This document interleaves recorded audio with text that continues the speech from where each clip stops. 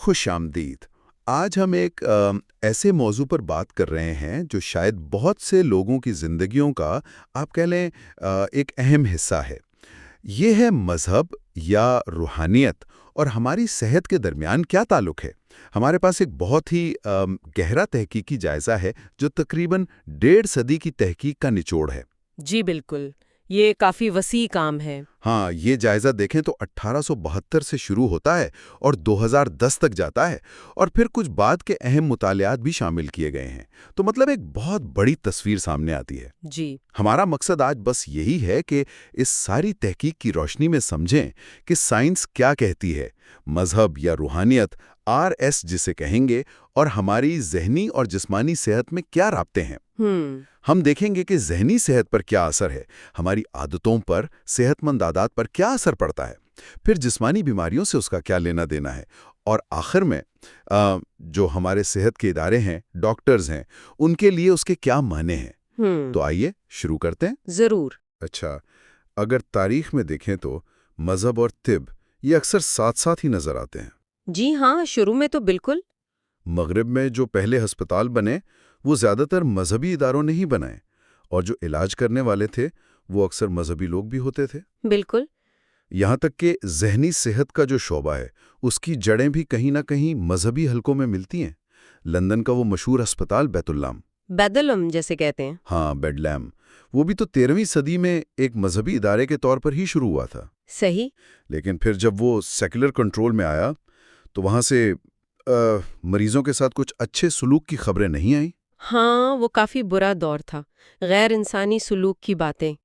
اسی کے رد عمل میں پھر وہ کویکرز جیسے جو مذہبی گروہ تھے انہوں نے وہ اخلاقی علاج کا تصور دیا۔ جی، مورل ٹریٹمنٹ، زیادہ انسانی رویوں پر زور دیا۔ اور نئے ادارے قائم کیے۔ بالکل۔ لیکن پھر خاص طور پہ جب فرائیڈ آئے نا، سگمنڈ فرائیڈ، ہاں، ان کے نظریات نے تو سب کچھ بدل دیا۔ جی، انہوں نے ایک واضح علیحدگی پیدا کر دی۔ فرائیڈ نے مذہب کو ایک قسم کا، آپ سمجھے، وہم یا اعصابی خلل قرار دے دیا۔ اس کا اثر یہ ہوا کہ 20ویں صدی میں بہت سے جو ذہنی صحت کے ماہرین تھے انہوں نے مریضوں کے مذہبی یا روحانی پہلو کو یا تو بالکل نظر انداز کر دیا یا پھر اسے بیماری کی علامت سمجھنے لگے۔ یہاں تک کہ جو وہ تشخیص کی کتاب ہے نا، DSM، ہاں DSM، اس کے ایک پرانے ورژن میں DSM-3R میں باقاعدہ مثالیں تھیں جن میں مذہبی مواد کو بیماری سے جوڑا گیا تھا۔ یہ تو بڑی عجیب بات ہے۔ جی، کیونکہ اس تاریخی دوری کے باوجود پچھلی کچھ دہائیوں میں، خاص طور پر آپ کہہ لیں 90s کی دہائی کے وسط سے، جی ہاں، مذہب، روحانیت اور صحت پر تحقیق میں جیسے ایک دھماکہ سا ہوا ہے۔ بالکل، بہت تیزی سے اضافہ ہوا ہے۔ اور یہ صرف نفسیات میں نہیں بلکہ طب، nursing, social work, public health سب جگہ پھیل رہی ہے۔ صحیح۔ اس تحقیق کو سمجھنے کے لیے یہ ضروری ہے کہ ہم یہ دیکھ لیں کہ یہ جائزہ مذہب اور روحانیت کو کیسے دیکھتا ہے۔ ہاں، یہ وضاحت ضروری ہے۔ مذہب سے مراد عام طور پر ایک منظم نظام ہوتا ہے، عقائد کا، رسومات کا، ایک کمیونٹی کا، جو کسی ماورائی طاقت جیسے خدا یا اللہ سے تعلق پر مبنی ہو۔ ٹھیک۔ اور روحانیت کا تعلق بھی اسی ماورائی یا مقدس ذات سے ہے، لیکن یہ ضروری نہیں کہ کسی منظم مذہب کا حصہ ہو۔ اچھا۔ اب چونکہ تحقیق میں اکثر ان دونوں کو ماپنے کے طریقے ملتے جلتے ہیں، تو اس جائزے میں RS یعنی مذہب روحانیت کی اصطلاح استعمال کی گئی ہے۔ سمجھ گیا۔ تو RS ٹھیک ہے۔ تو آئیے اب دیکھتے ہیں کہ یہ RS ذہنی صحت کو کیسے متاثر کرتا ہے۔ آپ نے کہا تھا کہ تحقیق کا بڑا حصہ اسی پر ہے۔ جی، تقریباً 80% تحقیق ذہنی صحت پر ہی ہے، اور بنیادی خیال یہی ہے کہ RS جو ہے وہ مثبت جذبات کو بڑھاتا ہے اور مشکل وقت میں سہارا دیتا ہے۔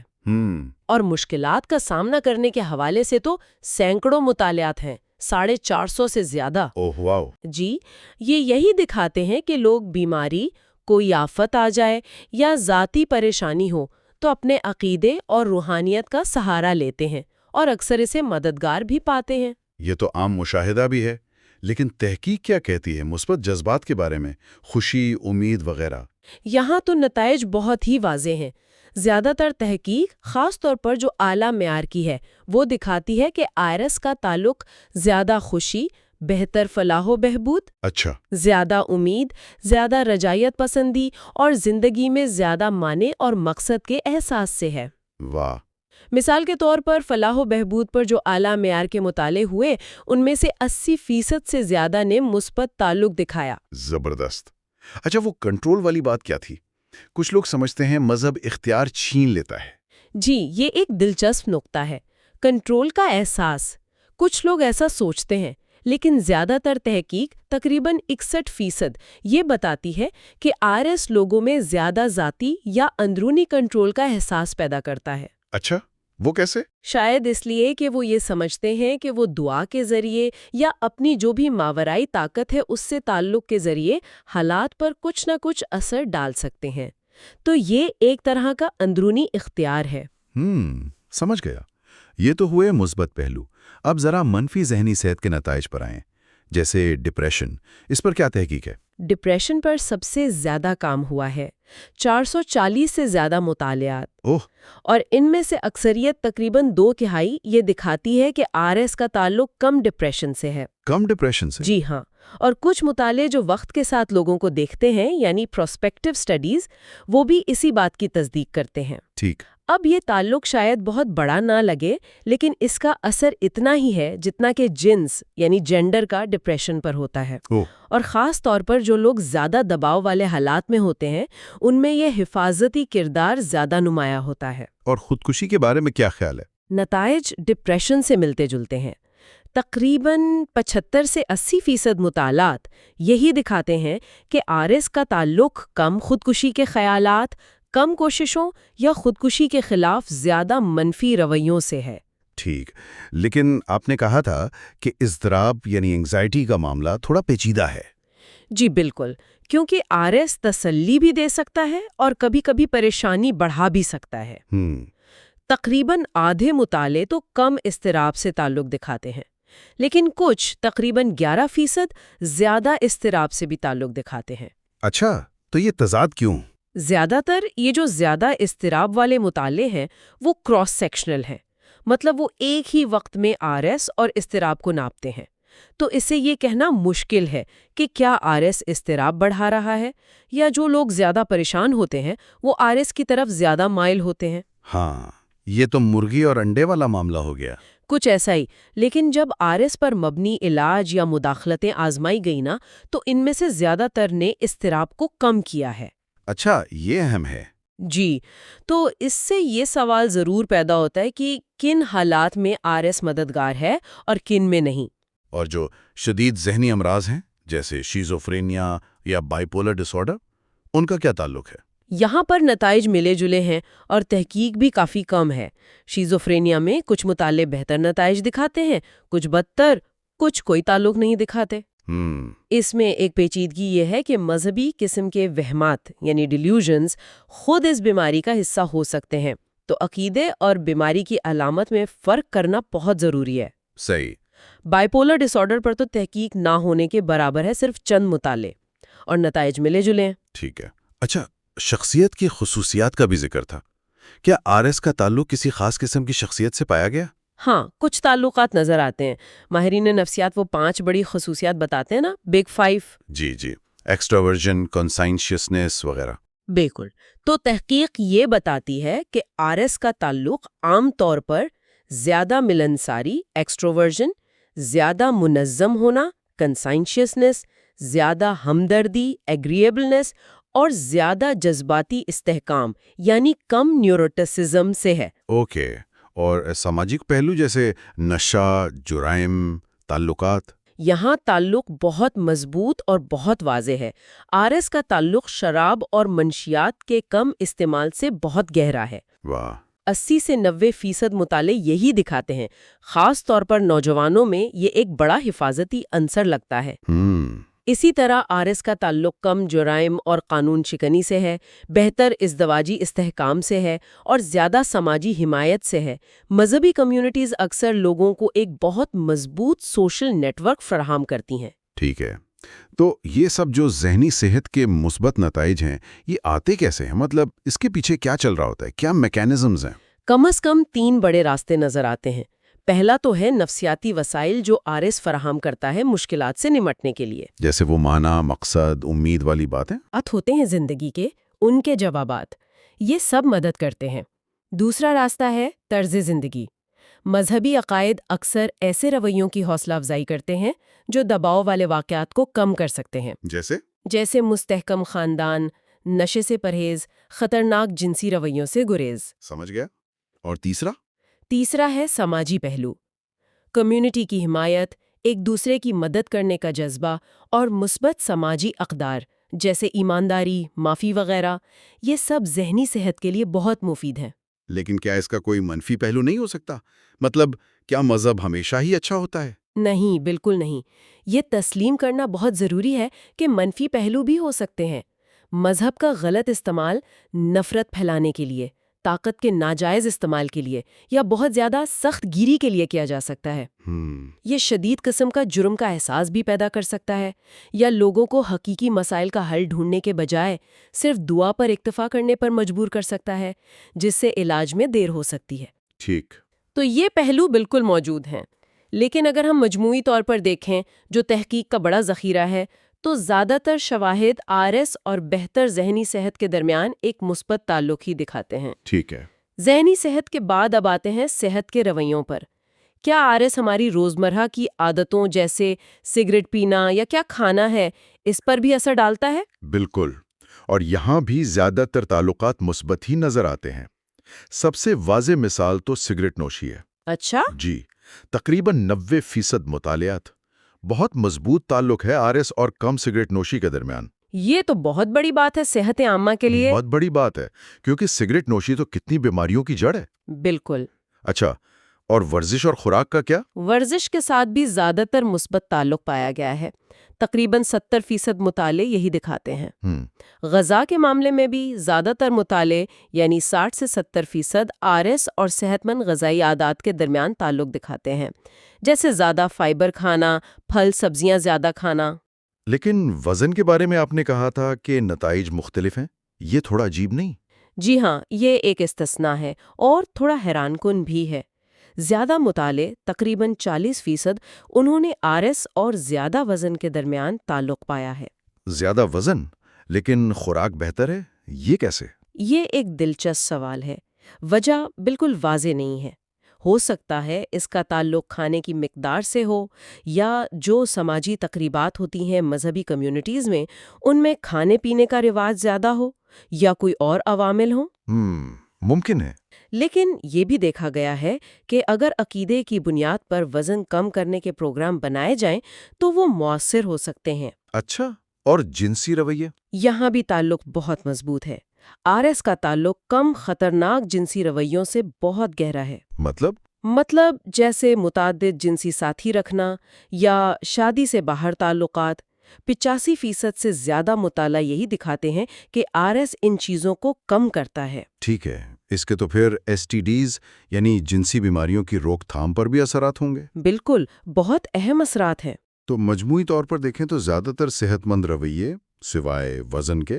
اب سب سے بڑا سوال، کیا ان سب کا اثر براہ راست جسمانی صحت پر بھی پڑتا ہے؟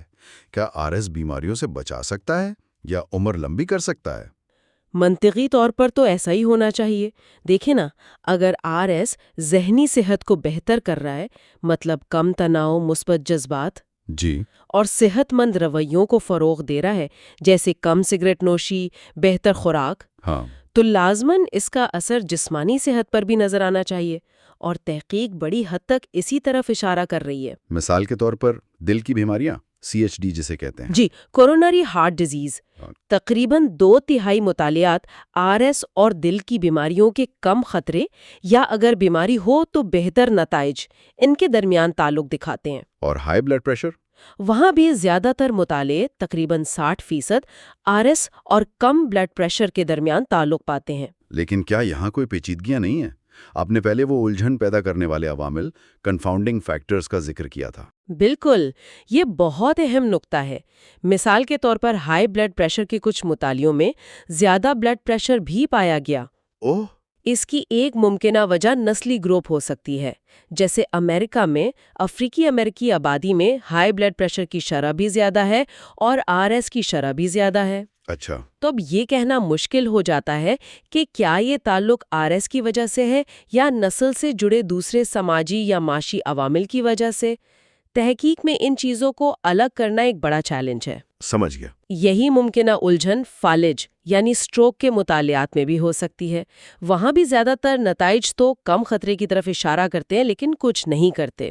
دماغی صحت کے حوالے سے الزائمر یا ڈیمنشیا کا کیا تعلق بنتا ہے آر ایس سے؟ یہاں زیادہ تر مطالعے تقریباً آدھے سے کچھ زیادہ آر ایس اور بہتر علمی افعال یعنی کوگنیٹو فنکشنز یا ڈیمنشیا کے کم خطرے کے درمیان ایک مثبت تعلق دکھاتے ہیں۔ اس کی کیا وجہ ہو سکتی ہے؟ ممکنہ وجوہات میں شاید تناؤ میں کمی شامل ہو، یا جو مذہبی اور روحانی قسم کے خیالات ہوتے ہیں وہ ایک طرح کی ذہنی ورزش کا کام کرتے ہوں۔ دلچسپ۔ اور ہمارے جسم کے دوسرے نظام جیسے مدافعتی نظام یا ہارمونز والا اینڈوکرائن سسٹم اور کینسر؟ ان شعبوں میں بھی زیادہ تر تحقیق مثبت نتائج ہی دکھا رہی ہے۔ آر ایس کا تعلق بہتر مدافعتی نظام کے فنکشن سے اور بہتر اینڈوکرائن فنکشن سے پایا گیا ہے، جیسے تناؤ والے ہارمونز کا کم ہونا۔ اور کینسر کے حوالے سے بھی زیادہ تر مطالعے تقریباً 55 سے 60% کم خطرے یا بہتر تشخیص کی طرف اشارہ کرتے ہیں۔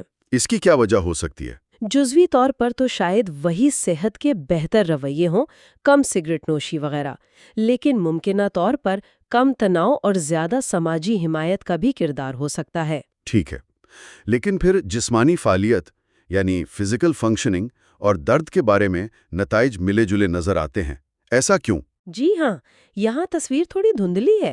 جسمانی فعالیت پر کچھ مطالعے بہتر کارکردگی دکھاتے ہیں تو کچھ بدتر۔ درد کے ساتھ بھی یہی ہے، کچھ کم درد دکھاتے ہیں، کچھ زیادہ۔ تو وجہ؟ اس کی بڑی وجہ شاید وہی ہے کہ زیادہ تر مطالعے کراس سیکشنل ہیں۔ وہ ایک ہی وقت میں آر ایس اور فعالیت یا درد کو دیکھتے ہیں۔ اس سے یہ پتہ نہیں چلتا کہ کیا آر ایس فعالیت کو بہتر یا بدتر کر رہا ہے، یا کیا جسمانی مشکلات لوگوں کو زیادہ یا کم مذہبی بنا رہی ہیں۔ وجہ اور اثر کا تعین کرنا بہت مشکل ہے۔ ہاں، یہ بات تو ہے۔ لیکن پھر آتی ہے سب سے ڈرامیٹک بات، موت کی شرح یا لمبی عمر، موٹیلٹی۔ وہاں تو نتائج بہت متاثر کن بتائے جاتے ہیں۔ جی ہاں، یہ واقعی اس پوری تحقیق کا شاید سب سے حیران کن پہلو ہے۔ 120 سے زیادہ مطالعوں کا جائزہ لیا گیا ہے اس جائزے میں۔ اوہ واو! اور ان میں سے اکثریت تقریباً 2/3 سے لے کر 3/4 تک یہ ظاہر کرتی ہے کہ زیادہ آر ایس کا تعلق لمبی عمر سے ہے۔ لمبی عمر سے؟ جی، اور یہ تعلق خاص طور پر ان لوگوں میں بہت مضبوط ہے جو باقاعدگی سے مذہبی عبادات یا سروسز میں شرکت کرتے ہیں۔ کتنا مضبوط؟ کچھ جائزوں نے تو اندازہ لگایا ہے کہ باقاعدہ شرکت بقا یعنی سروائیول میں اوسطاً 37% تک اضافہ کر سکتی ہے۔ 37%؟ یہ تو بہت ہی زیادہ ہے۔ بالکل، اور یہاں معاملہ واقعی کیا کہتے ہیں چونکا دینے والا ہو جاتا ہے، کیونکہ اس اثر کا جو سائز ہے نا، ایفیکٹ سائز، جی، وہ کچھ بڑی طبی مداخلتوں جیسے کولیسٹرول کم کرنے والی وہ سٹیٹن دوائیاں ہوتی ہیں، ہاں سٹیٹنز، یا دل کے دورے کے بعد جو ورزش کے پروگرام ہوتے ہیں، ان کے اثرات کے برابر یا شاید اس سے بھی زیادہ پایا گیا ہے۔ کیا بات ہے! یہ تو واقعی ایک بہت بڑا دعویٰ ہے۔ بہت بڑا دعویٰ ہے جسے نظر انداز کرنا آسان نہیں۔ تو اس سب کا کیا مطلب نکالیں؟ جسمانی صحت کے حوالے سے مجموعی تصویر کیا بن رہی ہے؟ ہم خطرے اور خاص طور پر لمبی عمر کے درمیان تعلق کی طرف ہی اشارہ کرتے ہیں۔ اگرچہ کچھ شعبوں جیسے وہ جسمانی فعالیت اور درد، ان میں نتائج واضح نہیں ہیں، اور تحقیق کے طریقوں کا دھیان رکھنا بھی ضروری ہے۔ ہاں، وہ کراس سیکشنل مقابلہ پرسپیکٹیو والی بات۔ جی بالکل، لیکن لمبی عمر سے تعلق کے جو شواہد ہیں وہ خاص طور پر بہت مضبوط ہیں۔ لیکن یہ ممکن کیسے ہے؟ مطلب آر ایس جسمانی صحت اور لمبی عمر پر اثر کیسے ڈال سکتا ہے؟ راستے وہی 3 ہیں جو ہم نے ذہنی صحت کے لیے دیکھے تھے، وہی یہاں بھی کام کرتے نظر آتے ہیں۔ اچھا، کون سے؟ پہلا، نفسیاتی راستہ، بہتر ذہنی صحت یعنی کم تناؤ، کم ڈپریشن، زیادہ مثبت جذبات، یہ براہ راست ہمارے جسمانی نظام پر مثبت اثر ڈالتے ہیں۔ جیسے تناؤ والے ہارمونز کم ہوتے ہیں، بلڈ پریشر بہتر ہوتا ہے، جسم میں سوزش یعنی انفلیمیشن کم ہوتی ہے۔ ٹھیک، دوسرا راستہ؟ دوسرا، سماجی راستہ، زیادہ سماجی حمایت، مستحکم رشتے، کمیونٹی میں شمولیت، ان سب کے صحت پر فائدے تو پہلے سے ہی معلوم ہے۔ جی ہاں، اور تیسرا؟ تیسرا، رویے کا راستہ، جو صحت مند طرز زندگی ہے، کم سگریٹ نوشی، کم نشہ، بہتر خوراک، محفوظ جنسی تعلقات وغیرہ، یہ سب براہ راست بیماریوں کا خطرہ کم کرتے ہیں۔ وہ ایک معمر خاتون تھیں، گرٹروڈ بینز، 115 سال کی عمر میں دنیا کی معمر ترین فرد تھیں۔ او واہ! ان سے کسی نے پوچھا کہ آپ کی لمبی عمر کا راز کیا ہے، تو انہوں نے کہا تھا، خدا، اس سے پوچھو، میں نے اپنی اچھی دیکھ بھال کی جس طرح وہ چاہتا تھا کہ میں کروں۔ کیا بات ہے!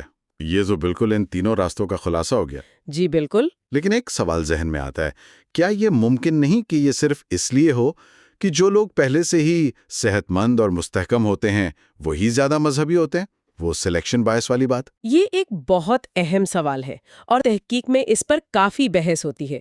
یہ بالکل ممکن ہے کہ کچھ نہ کچھ اثر اس کا بھی ہو، تاہم دوسری طرف یہ بھی دیکھا گیا ہے کہ RS اکثر ان گروہوں میں زیادہ پایا جاتا ہے جن کے پاس وسائل کم ہوتے ہیں یا جو زیادہ مشکلات کا شکار ہوتے ہیں، جیسے غریب لوگ، اقلیتیں یا بوڑھے افراد۔ تو اس سے یہ خیال بھی آتا ہے کہ RS شاید کمزوری یا مشکلات کا مقابلہ کرنے میں مدد دیتا ہے، بجائے اس کے کہ یہ صرف صحت مند لوگوں کا انتخاب ہو۔ اچھا۔ اور یہ واضح کرنا بھی بہت ضروری ہے کہ یہ تحقیق جو ہے یہ کسی موفوق الفطرت دعوے کی تصدیق یا تردید نہیں کر رہی۔ ہاں، یہ اہم ہے۔ یہ صرف عقیدے اور عمل کے جو قدرتی اثرات ہیں، نفسیاتی، سماجی، رویے والے، ان کا جائزہ لے رہی ہے۔ ٹھیک ہے، یہ سب جاننا واقعی بہت دلچسپ ہے، لیکن اب آتے ہیں عملی باتوں پر۔ اس تحقیق کے عملی مضمرات کیا ہیں؟ ہمارے ڈاکٹرز، نرسیں، ہسپتال، صحت کی دیکھ بھال کرنے والے، وہ اس معلومات سے کیا سیکھ سکتے ہیں؟ اس کے بہت ہی اہم طبی مضمرات ہیں۔ جائزے میں کئی وجوہات بتائی گئی ہیں کہ صحت کی دیکھ بھال میں مریضوں کے روحانی پہلوؤں پر توجہ دینا کیوں ضروری ہے۔ کیا ہے وہ وجوہات؟ پہلی بات تو یہ کہ بہت سے مریض مذہبی یا روحانی ہوتے ہیں اور ان کی کچھ روحانی ضروریات ہوتی ہیں جو اکثر پوری نہیں ہو پاتی۔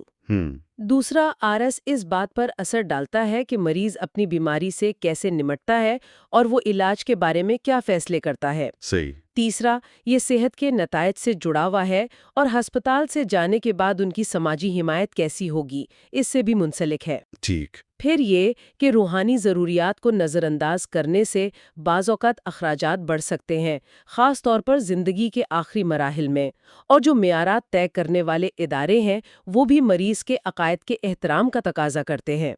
تو عملی طور پر کیا کرنا چاہیے؟ ڈاکٹر یا نرس کیا کریں؟ یہ سفارشات ہیں جو اس جائزے میں دی گئی ہیں۔ پہلی اور سب سے اہم یہ ہے کہ مریضوں سے، خاص طور پر جو شدید یا دائمی بیماری میں مبتلا ہوں، ان سے ایک مختصر سی روحانی تاریخ لینی چاہیے۔ روحانی تاریخ؟ اس کا کیا مطلب ہے؟ اس کا مطلب ہے بس چند بنیادی سوالات پوچھنا، یہ جاننے کے لیے کہ ان کا پس منظر کیا ہے، کیا RS ان کے لیے مددگار ہے یا الٹا پریشانی کا باعث ہے، کیا علاج اور ان کے عقائد میں کوئی ٹکراؤ ہے، ان کی کمیونٹی سے انہیں کتنی حمایت ملتی ہے، اور کیا ان کی کوئی خاص روحانی ضرورت ہے جس کا خیال رکھا جائے۔ اچھا، اور یہ کام کس کا ہے؟ ڈاکٹر کا، نرس کا یا پادری کا؟ دیکھیں، یہ بنیادی اسکریننگ ہے، یہ طبی ٹیم کا کوئی بھی رکن کر سکتا ہے، یہ صرف پادری کا کام نہیں ہے۔ ہاں، ٹھیک ہے۔ دوسری سفارش؟ دوسری یہ کہ مریض کے عقائد کا احترام کیا جائے، چاہے وہ ہمیں شروع میں عجیب لگیں یا ہمارے خیال میں علاج سے متصادم ہوں۔ چیلنج کرنے کے بجائے سمجھنے کی کوشش کرنی چاہیے، اور اگر ضرورت ہو تو تربیت یافتہ پادری سے مشورہ کرنا چاہیے۔ تیسرا، اگر کوئی پیچیدہ روحانی مسئلہ ہے تو پھر ماہر یعنی پادری کے پاس بھیجنا چاہیے۔ ٹھیک ہے۔ چوتھا، سب کچھ مریض کی مرضی اور خواہش کے مطابق ہونا چاہیے، کوئی زبردستی یا تبلیغ نہیں ہونی چاہیے۔ اگر دعا کی بات ہے تو تبھی جب مریض خود کہے یا چاہے، اور یہ پوچھنے کے بعد کہ وہ کس چیز کے لیے دعا چاہتے ہیں۔ یہ بہت اہم ہے۔ پانچواں، جو صحت کے پیشہ ور ہیں ان کے اپنے ذاتی عقائد یا عقائد کی کمی کو مریض کی دیکھ بھال میں رکاوٹ نہیں بننا چاہیے۔ اس موضوع پر تربیت سے مدد مل سکتی ہے۔ جی۔ چھٹا، مقامی آبادی کے جو عام عقائد اور صحت سے متعلق طریقے ہیں ان سے تھوڑی بہت واقفیت مفید ہو سکتی ہے۔ صحیح۔ اور ساتواں، اگر پادری کے پاس بھیجا ہے تو فالو اپ کریں، اور جب مریض ڈسچارج ہو تو اس کے پلان میں روحانی ضروریات کا بھی خیال رکھیں۔ تو بنیادی مقصد یہی ہے کہ مریض کی مجموعی دیکھ بھال ہو، جسم، دماغ اور روح تینوں کا خیال رکھا جائے۔ بالکل، خلاصہ یہی ہے کہ تحقیق کا ایک بہت بڑا اور مسلسل بڑھتا ہوا ذخیرہ یہ دکھا رہا ہے کہ مذہب اور روحانیت اکثر لوگوں کے لیے مشکلات کا سامنا کرنے کا ایک بہت اہم ذریعہ ہیں، اور یہ زیادہ تر بہتر ذہنی صحت، زیادہ صحت مند رویوں، بہتر جسمانی صحت اور یہاں تک کہ لمبی عمر سے بھی منسلک پائے گئے ہیں۔